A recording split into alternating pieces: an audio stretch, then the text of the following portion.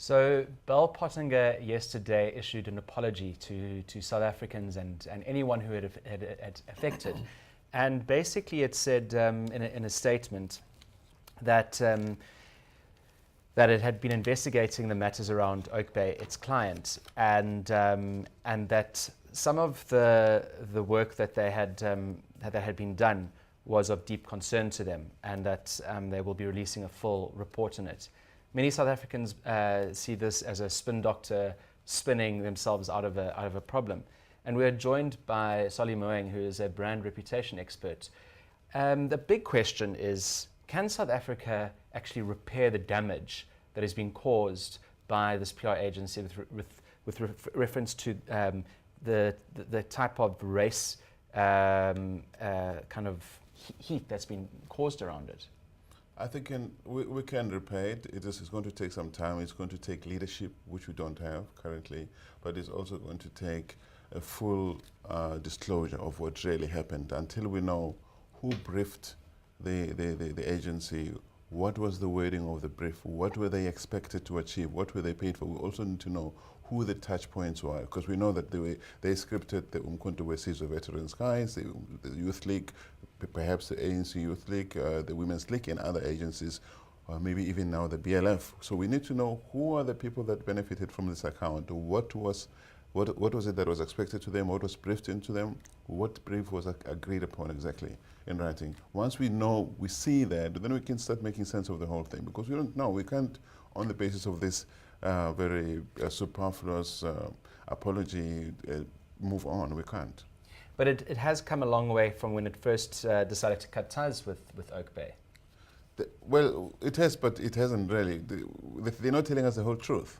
This is a multi-million rand campaign. There's no way that such a multi-million rand campaign would not be known by the guys at the very top of the agency. Any agency would tell you, if you bring to a table something that will bring millions into the agency, the big guys want to be involved. They want to know what is it that the agency is expected to do, who the client is, can they work with the client, can they deliver on the team. They decide who gets assigned to deliver on the team. So they cannot now come back and say, we looked at this thing and we decided to remove the people who are working on it.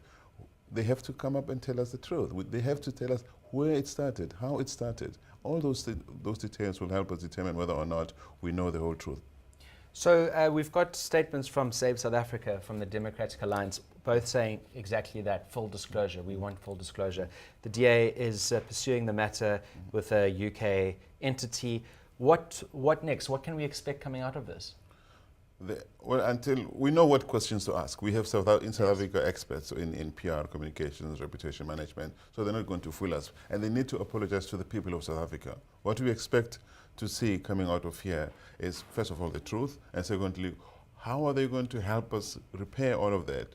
They have to call back their dogs, as it were. All these people who've benefited from this account, people who are not paid directly by the Guptas perhaps, but who benefited from their account, they have to be called back, because they're still running the streets, shouting white monopoly capital, blaming white people for all sorts of silly things. Well, as long as the Maqitamas of this world and others continue to run as if the script has not been withdrawn, we have a problem. It just shows you how easy it is to ignite tensions in this country through social media, through media. You know, what is the responsibility towards a company and to any brand when it comes to engaging with South African citizens? We have issues. We have serious issues in this country. They need to be addressed. But where's the balance? Where's the line where companies need to follow there? Look, all agencies in PR communications usually belong to a professional body. In South Africa, agencies tend to belong to PRISA. And PRISA would have an ethical standards that have to be upheld by all its members. So one would imagine that Bell Pottinger belongs to such a professional body in the UK, and such a body would have standards according to which all agencies should operate. Now, one of those is, you don't cause war, because this was really going to push South Africans to the edge. I mean, a lot of South Africans, especially white South Africans, were beginning to say, is there a future for me in this country? Should I stay in South Africa? We've heard of a number of, the increased numbers of South Africans who are beginning to look for opportunities outside of the country because of this thing, because of the many voices that were suddenly thrown into a society on the basis of the brief that was given to Bell Pottinger. We cannot allow that to happen. So racism, because of where we come from as a country, is a weak point for South Africans. We've seen how the race card gets used by politicians when even it's not required. It's the one point that could ignite South Africa. And any company that gets employed in this or any other field should know that this is the weak point. If you are in a relationship with anybody and you know what their weakest points are, and you keep poking at those weak points, it's referred to as emotional abuse. Right? So this is really an abuse of our weaknesses as a country, and it cannot go unpunished. Well, it sounds like South Africa needs a lot of therapy. What do we do now as a nation? Well, all brands, and South Africa is a brand, are led by credible, ethical, values-driven leaders. When Mandela was president, he was able to reach to the extreme left, to the extreme right, and remind us, all of us, that we belong together, no matter what the differences are. Until we get such a leader, which we don't have now, we are in trouble. Because we need a leader the leader that we have now bought into this race thing, or maybe he was part of the briefing into it, we don't know that yet. But we know that he's used race to divide South Africans. Until we get a leader who says, guys, no matter what happens, we are in it together, we have to make it work. It's not going to happen. And that leader has to be credible. We don't have such a leader right now. That's the problem we are in. We're like an orphaned nation in a way. So let's look at state capture. These are allegations. Yeah. No sign from Hawks or NPA that it's ever going to be investigated. Right. Now there's signs that there's going to be an inquiry. But it feels like as there's talk and ideas about investigating these claims, the country just chatters away, and social media and media outlets. This is where the noise happens, and it's how does this all fit together? Look, we are a country. Despite everything, we are blessed with great institutions that were developed at the dawn of our democracy.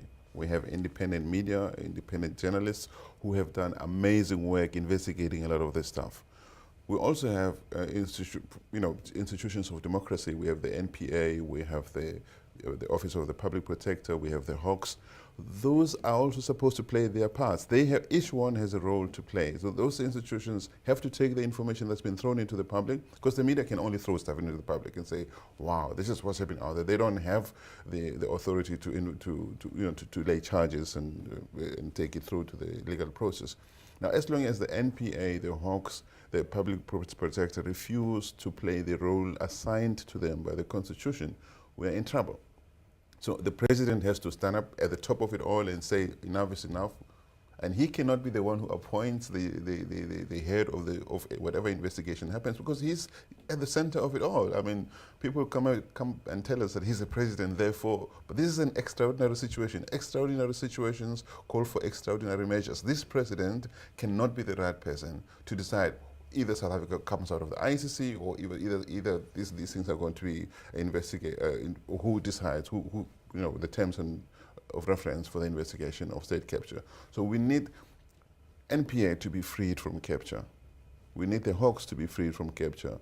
We need the Office of the Public Protector to be freed from capture. And once these institutions work properly with the courts of our land, I'm sure that we'll start getting onto the right path to get out of the situation. Is this the first time you've seen something like this, where a public relations entity is so at the forefront of a nation's fabric?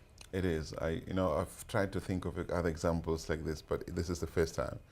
Maybe there are documented cases somewhere, but this is, and they cannot claim that they didn't know where it was going. That's why we need to ask, what is the exact detail of the brief? What were you expected? If I run an agency, when I get into a client, they appoint me, they'll tell me this is what you want to see at the end of your campaign. So we need to see that. And we need to see who signed on it. Who is it in South Africa decided to appoint an agency to come and sow disorder, almost civil war in our country, for the sake of whom? Who was going to benefit from this?